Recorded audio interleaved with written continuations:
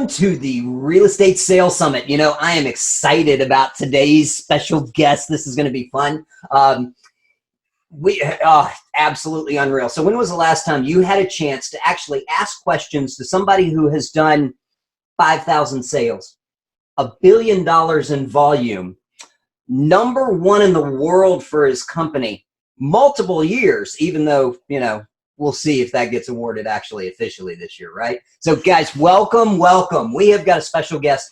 Jeff Cohn is with us today, Elite Real Estate Systems, Omaha's Elite Real Estate Group. So welcome, Jeff. Thank you so much for joining. Thank you, Rob. So humbled for the opportunity. I hope I can bring some value to your listeners. Absolutely. It's going to be fun because I think that you've got some really interesting systems. You've got some processes, strategies, tactics, things like that a lot of people are looking for, especially in today's market. And you've got a huge process that people can follow. So I'm looking forward to delving into this. But I'll tell you, before we do that, you know, give us a little bit about your background. How'd you get into it? I know that you had a special person that got you into it for the reason. Sure. But go for it. 1987, I was 5 years old, and my mom decided to get her real estate license. So I was around the business since she was licensed in 87. Graduated high school in 2000. And went out, got my degree in 3.5 years in business. Also spent 2 years on a missions trip in rural Brazil, speaking Portuguese. And then came home to Omaha, Nebraska, finished up my degree. And upon graduation, I had a lot of opportunities out there, a lot of different directions that I could go. And I decided to take the path least traveled by. At 23, most people don't leave college and become a real estate agent. Yeah. I actually don't know very many people that did that. No. And so people would ask me when I got my license, what did you do before this? And I'd say, college?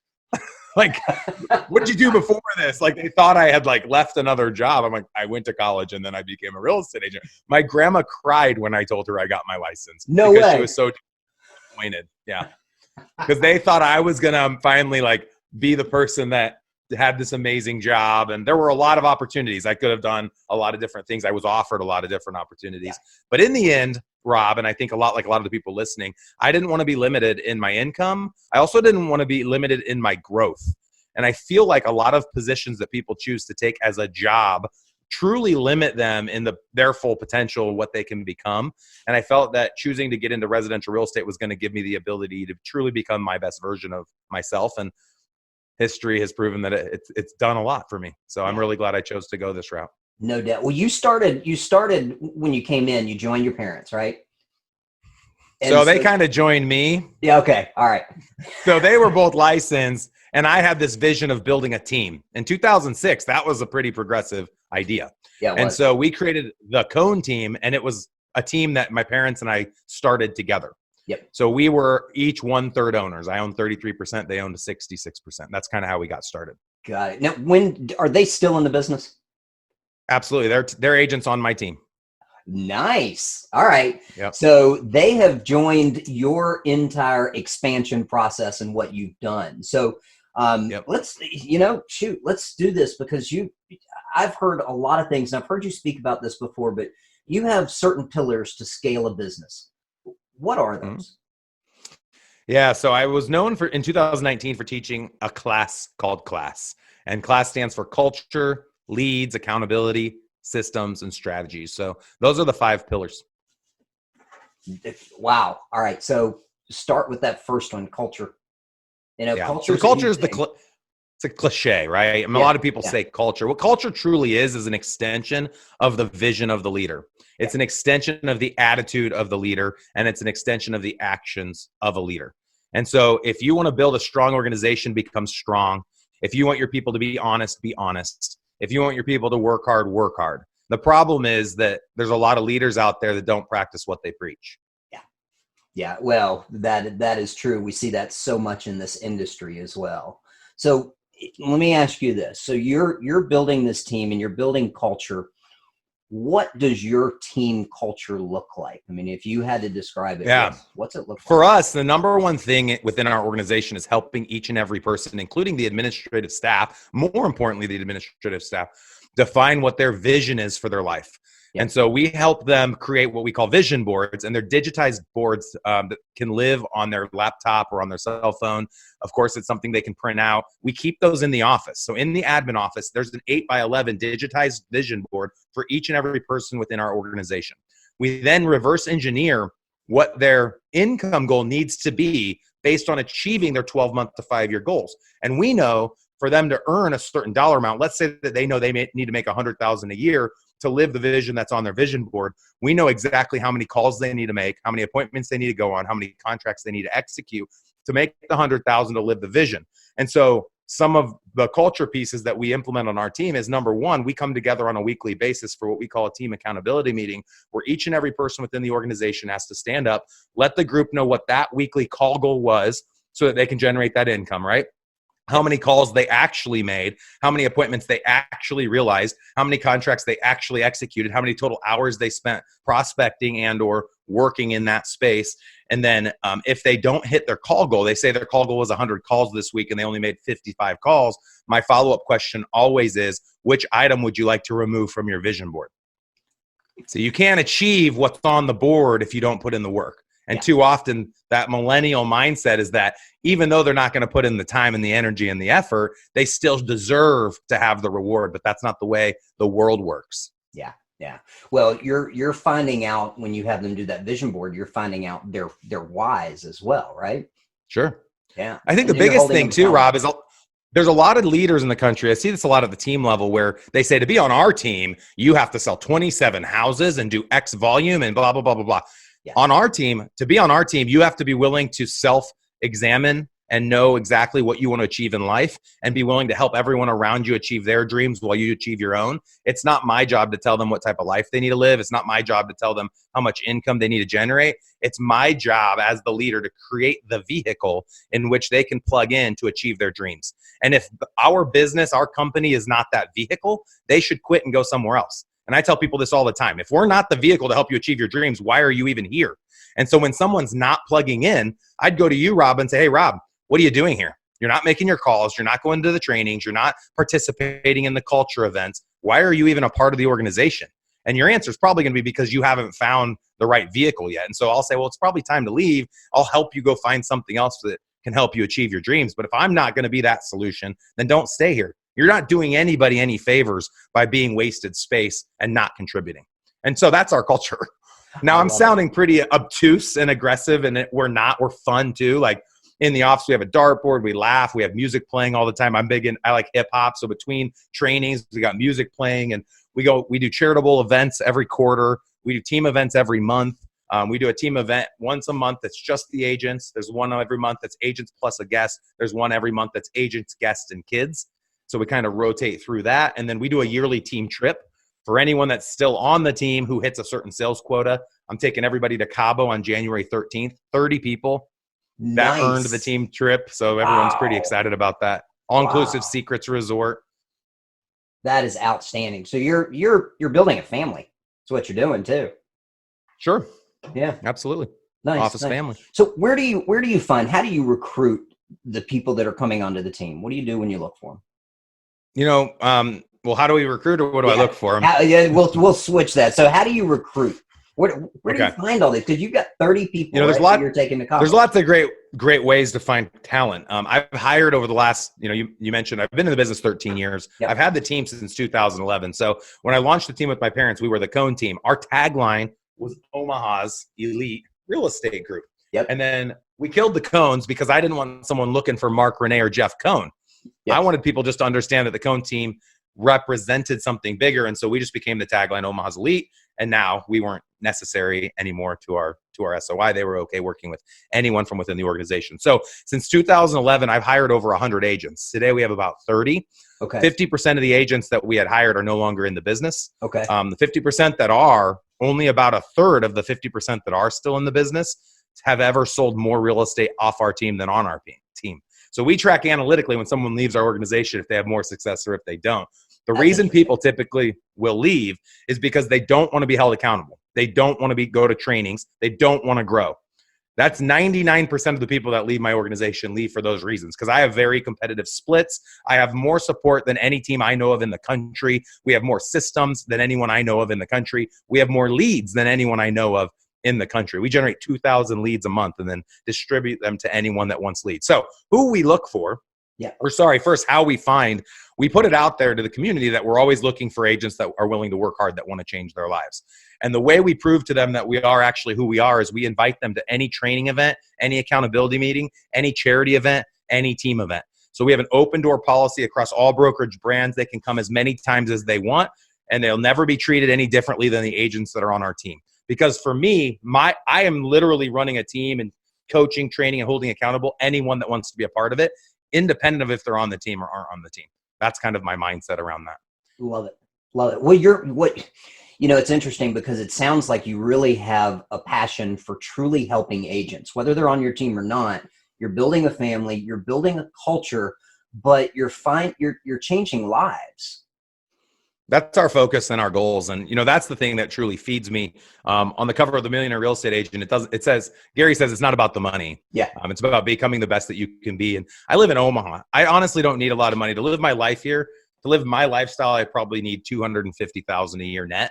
I was making that my third year in the business. So I could have just continued selling. But the reason I chose to stop selling and build a team and then eventually a coaching company and now all the other ancillary businesses, mortgage, title, insurance, investing, a call center in the Philippines, was it gave me the ability to impact the lives of more people.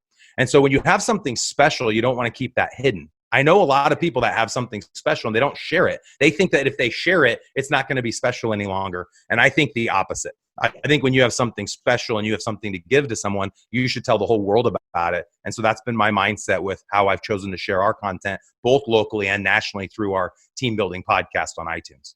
See, that's awesome because you've got, people talk about funnels for leads and funnels for building a team and funnels for marketing, right? You've got an hourglass. You ever heard that one? No, I haven't. Explain it to me. Instead of a funnel. So what you got is, you have all the people. So you've had 100 people come to your team. Now you've got 30 that are in your small circle, right? Mm-hmm. But look at the number of people and the other things that all of those people are touching.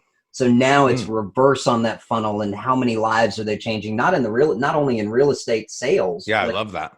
For your agents, for people that are around the country. Yeah.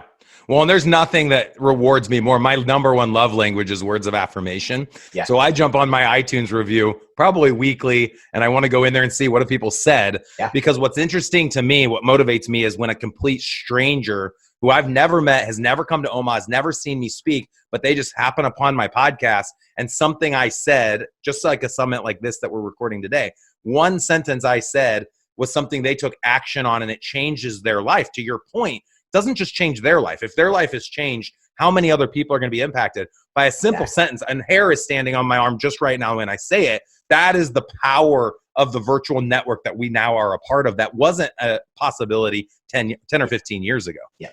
Well, and that's what agents can do too. And they need to understand they're not just learning, they're changing people's lives and they're helping just like you are.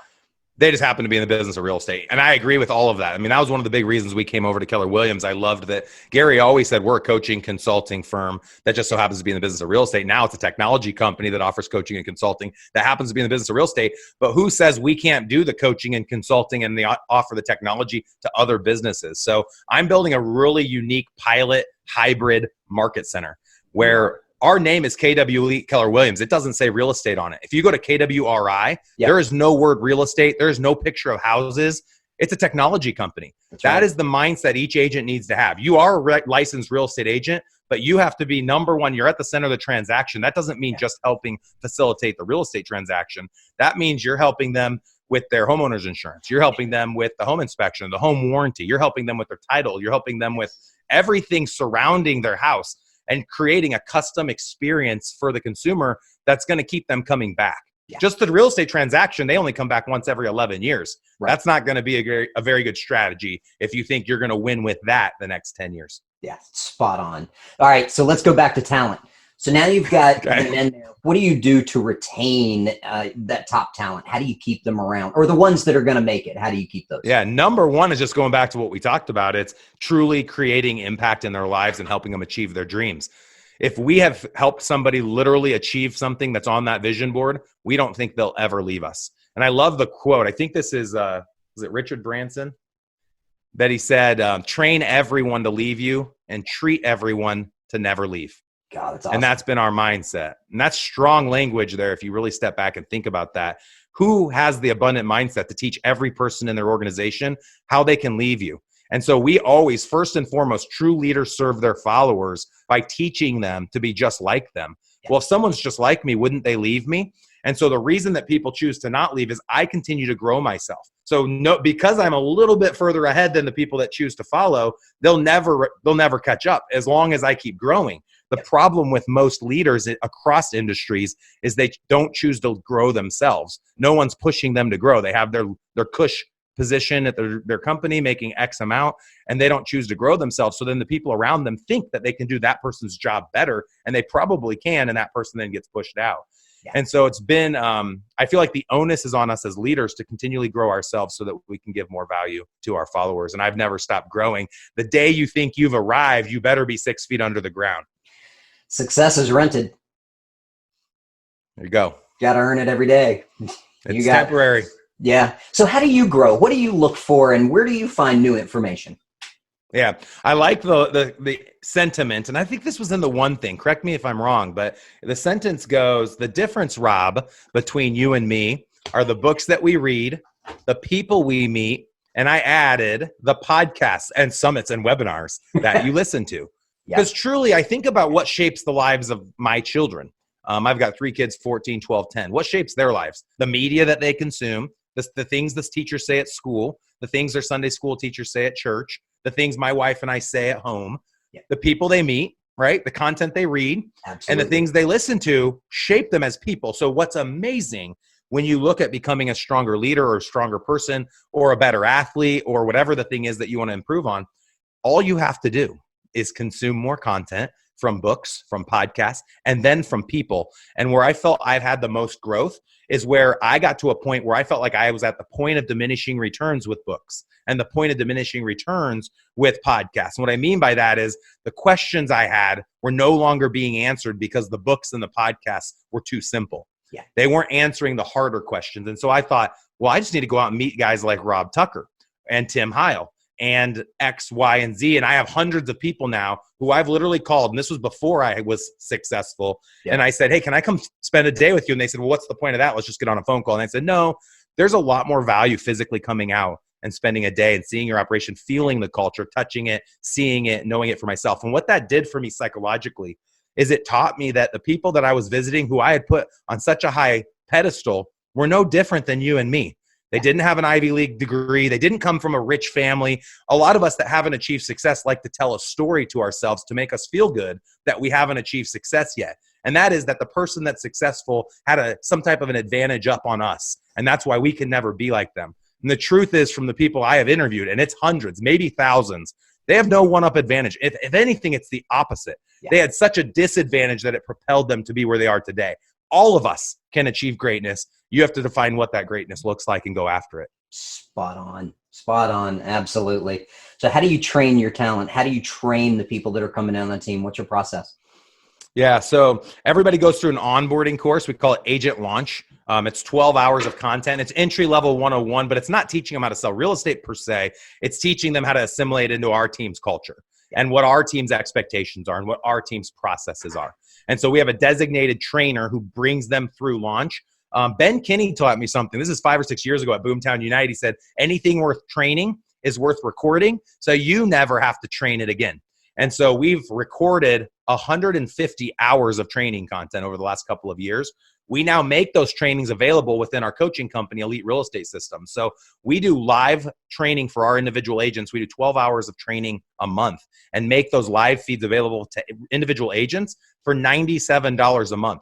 So they can attend all of our trainings live in our $50,000 studio or access a video library of hundreds of hours of training content. So we bring people in. Anything we've ever trained has been recorded. So if they come to our productivity manager and say, hey, I want to start making expired calls. I heard agents are doing really well with expired calls. Awesome. Listen to this 2-hour training all about expired calls and then come to us with a few questions that you might have afterwards. And so there's literally a training for every single thing that any agent would ever come to us asking us. Phenomenal. Do you do all those trainings, or do you have your team do those? I do not. I do none of those trainings. Nope. So I have 2 trainers on my team that predominantly work on that. One is my success manager, Andy, who I know we're going to talk about here in a little bit, and the other is Clayton. And Clayton is our lead trainer right now. Nice. But that training content's been big ever since the beginning of the team. We used to do daily huddles that were 1 hour, and I would personally teach something new every single day when we had these little huddles. And then it evolved into that was too much, and we went to 4 times a week, and then 3 times a week. So what it looks like today is we have an accountability meeting, and this is what we're going to do at the brokerage level too. A lot of people didn't hear this story nationally, but I'll share it here. We aren't only joining Keller Williams. I'm actually launching the second market center in Omaha. Awesome. And so we're attracting tons of other teams right now. We've already signed up more volume than what we did last year. So we've doubled in size in 10 days. We expect to continue that trend through the end of the year and be the #1 brokerage in the next 24 months in Omaha. So with that said, we're going to continue following our model, and that is every week everyone comes together for an accountability meeting. After the accountability meeting, there's a team training that is agent specific. And it's topical. So it might be talking about the list pres or talking about negotiation. And then on Wednesday, we do a Zoom call, just like this call we're doing here. And all of our coaching clients and our agents jump on this Zoom call with 100 people, and they do role plays. And the role playing is based on the topic of that week. So if the topic's negotiation training, then you and I for an hour are going to take turns with all the different people on the Zoom call doing role plays. And we've been following that process for 8 years. So topical training once a week, and then dialogue training once a week. And then in addition to that, now that we're launching in Keller Williams land, we have all sorts of ideas of having 3 tiers of training. And I don't know what Keller Williams teaches, but we're going to have tiers of training based on how many unit sales someone has had. So Perfect. If someone has never sold more than 16 houses, they'll be in training 101. If they've never sold more than 32, they'll be in training 201. And then if they've done more than 32, let's call them a team leader or a capper, then they'll be in training 301. And then if they're a mega team, they'll be in training 401. And I'm going to be teaching the mega team leader trainings at the brokerage level, which also anything I ever train, we record and we make available as a coaching product for anyone across any brokerage to consume. Well, that's an awesome way to do it, because each of those levels has different questions. They have different issues that they have. They have different problems, right? Yeah, you got it. Absolutely. Mo money, mo problems. Yeah, is it Albert Einstein? Every time you solve one problem, you create 10 more? Yeah. At least, especially in this business and what's happening around. Yeah. And this is another little quote I like. And as you know, I have lots of these, and these have taught me along the way. But the solution to your problems that you had today are not necessarily the solutions to your problems that you're going to have tomorrow. And a lot of times you read the book like Who Moved the Cheese? I'll save you the trouble of reading it, but essentially a big fat chunk of cheese, all these rats are eating on it, the cheese goes away and the people stay there looking for the cheese. That's right. And agents do this all the time. So when an agent hits 50 units and they make 250,000, they think to make 500,000, they need to sell another 50 units. It's impossible to sell 100 units. You hit the point of diminishing returns. You and I can have the same amount of time every day. You only can do so much, and that's where you have to create leverage. I was listening to a podcast today with Tim Ferriss and Gary Keller. Most of the Keller people should have heard of him. But hopefully you've heard of Tim Ferriss as well. Yes, that's right. Gary said something I'd never heard before, and it's really fascinating. I'm sure everyone in the Keller world has heard this, but I hadn't heard it, and I'm going to repeat it.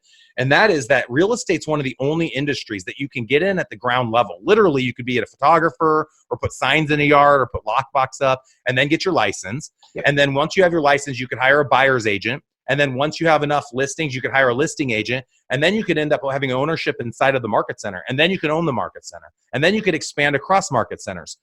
When you're a janitor cleaning a school, you're never going to own the building. If you're a janitor, cleaning a Fortune 500 company, there's probably not a ladder for you to climb to eventually own that Fortune 500 company. But in real estate, sky's the limit. And that's back to your original question of why I chose to get into it. And it's pretty fascinating. And not only to have that mindset, but then to have an organization like Keller Williams that doesn't only say it, but they practice what they preach. And they teach their admin to get licensed. They teach their showing assistant to eventually have their own team. Absolutely. Well, everybody's included in everything. So including the profit share process. Yep, exactly. And here's my mindset on this. So I think a lot of times us high Ds that are listening, too often we get upset that somebody doesn't take the opportunity and run with it. I have now been able to sleep at night knowing that everybody's wired differently. And if somebody wants to stay a sign runner their whole life, who am I to tell them what success is for them? They need to define that for themselves. And it's okay if sign running is what they want to do. I used to be so upset, like, oh, you're not taking advantage of life and there's all this time and you're selling yourself short. It's not my job to tell them the life that they need to live. It's my job to create the vehicle that allows them to plug in to be the best version of themselves. I don't need to tell them the version of themselves that they need to become. So I've been willing to let that part of me go. But I see that bothering a lot of leaders out there. So please heed my advice. It's not your job to force them, to force feed them. You know, you lead a horse to water, you can't make it drink. Yeah. But it is your job to provide them the opportunity should they choose to take it. Well, you just went back to creating vision boards for everybody as well, because it's not your vision, it's not your life, it's theirs. You're there to provide the vehicle to get them there, whatever that may be. Absolutely. Yeah. Absolutely. Yeah, that's awesome. So how do you control, because now that you are where you are and coming from where you have been and the size and now expanding, developing market centers, how do you control your time and what you're focused on? Yeah, so this is an interesting question. And you look at the one thing and you look at time blocking. I choose to put my time to the things that I want to have grow. And so if you don't put your time and energy, and that doesn't mean you have a physical role, but you don't, inspect what you expect. If you're not watching, the things you're wanting to have grow, they probably won't grow in the way you want them to. And so obviously having direct reports for every business. So every business ancillary that I rattle off, people always say to me, I don't know how you do it all. I don't do it all. I have amazing people who I partner with. Gary Keller taught me 6 years ago when I was at an indie brokerage in Nebraska. I was invited by Tim Heil to go and attend a class that Gary Keller taught, which was the one thing where it wasn't just for realtors. It was for anyone that's an entrepreneur in the Austin area. And I got to go attend this event for 2 days. Gary said the most valuable time he spent was looking for talent. And I think what I've learned is that I don't need to find, like, let's say I wanted to start an investment company and then I go look for the right person to start my investment company. Mm-hmm. I think that you got to flip that upside down. And I think that the golden rule would be every person you come in contact with, you ask yourself, how can I best impact this person's life? And so when you come across someone that you think would make a great fit for launching XYZ business, then you say to them, you know what, I think you do an amazing job launching a mortgage division for me. Have you ever thought of that or considered that? I'd love to partner with you on that. Instead of going to somebody that might not fit a role and say, you should launch the mortgage company, which is how I think a lot of people do it. And so a quick example of that is my best friend, who we've been friends since we were literally babies. Our parents were friends and put us together as kids. He is my 50-50 partner in my investment company, which has bought hundreds and hundreds of houses in and around the Omaha area. 4 years ago, he was making $120,000 a year salary working at Conagra Foods. And he was limited in his growth potential there. And I was seeing all this opportunity in investing, but didn't have the time myself to be the boots on the ground, the implementer, if you go back to like rocket fuel. And so I offered him this opportunity and said, Clint, he grew up in a construction family. His dad did remodels and new construction builds. And Clint's job was process management. Who better to work in an investment company and a flipping business? So I said, we got to try it out. And I said, let's just test it. Let's do one a quarter. And then we got to one a month. And then we had 8 pending flips that was going to net us over 200 grand. And I said, I think you can quit your job. Yeah. And he quit his job. He quit his job with all the guarantees and all the, the perks that you get when you choose to sell yourself to a corporation. And he chose to get into the investment business. And he said it's the best decision he's ever made. And we've had a ton of success. Absolutely. But I saw that opportunity for Clint. And that's the same thing I've seen for a lot of the different people that help me run a lot of the different businesses that I own. Nice. You're always on the lookout for talent. Every person I come in contact with, I ask myself, how can I best impact this person's life? Nice. Very nice. So we're coming to the end of our official time right here. So let me ask you this interesting question. So what questions should I ask you that every agent should ask you about building a solid business? What do they need to really know and focus on? Yeah. I'm going to answer that with the question that Gary Keller asked me, which I thought was a really interesting question when we met. He recruited me. Yep. There was a local recruiter, Paul Richardson, who's become a dear friend of mine and will be a partner in some of my business ventures over the next couple of years. But Gary Keller spent a lot of time with me. And the number one ask he asked that I thought was so fascinating, because I ask agents this all the time, but I don't know that I'd ever truly asked myself, is he said, Jeff, in choosing to come over to Keller Williams, what's your ultimate goal? Where are you wanting to go? What are you wanting to achieve? Because we can't really have a strategic conversation unless you know what you want to do. And I already had the answer. I was scared to answer him, but I'm going to tell you what I said. I said, Gary, I want to own $1 billion portfolio. And I see that being about 10,000 doors, single family or multi, worth $100,000 per door. And I want to build that in the next 10 years. And I also want my coaching company to have more coaching clients than MAPS Coaching, because I want to have the #1 coaching company in the country. And so I know I need to be over 5,000 coaching clients. And I want to do this with expansion teams in and outside of Keller Williams. Is that allowed?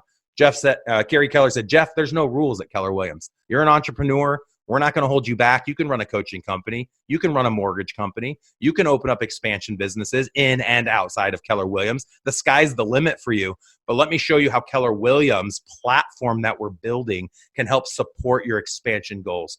And it was a conversation I've never had with anyone else. I've never seen with anyone else. I've never listened to. And look behind me. I mean, I have hundreds of books on real estate and entrepreneurship and growth and wealth building. Gary speaks at such a higher level. It was so empowering to me, because I thought, here it finally is. This is what I've been looking for my whole career. This is what I need. But I didn't need it 5 or 6 years ago. I wasn't at a point yet where I needed that growth, but now I do. Now I'm finally at a point where I've reached this point where inside of the traditional brokerage that I am at right now, and said, I need something bigger. I need something that can allow me to accomplish those dreams. So that's the question that everyone should ask themselves, is where they want to go. And why that's such an important question is there's a lot of people that continue to generate income. And in the beginning, the income's necessary to live our life. But there comes a point where it's enough income that you no longer need the income. And you think that by generating more income, you're going to be happier or feel more satisfied. Yes. It's not about the ones and zeros in your bank account. It's about how you impact other people's lives. It's about how you choose to live your own. And people always think that they're going to answer all their problems by just making more money. The money's fake.